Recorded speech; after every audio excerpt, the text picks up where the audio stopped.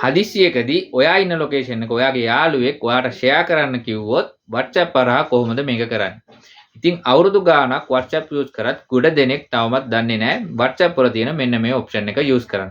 ඉතින් ඔයා ඉන්නෙත් මෙන්න මේ ලොකේෂන් ෂෙයා කරන්න දන්නේ නැති ගොඩේ නම් ඔයාට පුළුවන් මේ වීඩියෝ එක ඉතිරි කොටස බලන්න. ඊට පස්සේ ඔයාට පුළුවන් පහසුවෙන් ඔයා ඉන්න ලොකේෂන් එක අනිත් පුද්ගලයන් අතර ෂෙයා කරගන්න. කරන්න ඕනේ ඔයාගේ WhatsApp account එක open කරගෙන ඔයාගේ location එක share කරන්න ඕන නම්බරින් chat එක open කරගන්න.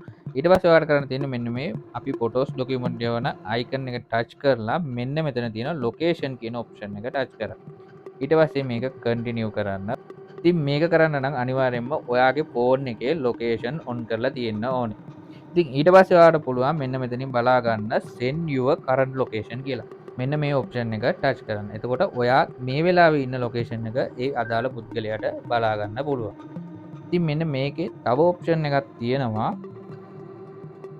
share live location කියලා. ඉතින් මේකෙන් වෙන්නේ ඔයා එහෙට මෙහෙට යනවා නම් මෙන්න මේ share live location කියන එක ඔයා ඉන්න ලොකේෂන් එක share කරපුවාම ඔයා යන තැනට අදාළ ලොකේෂන් එක ඔයා send කරපු කෙනාට බලන්න හැකියාව තියෙනවා.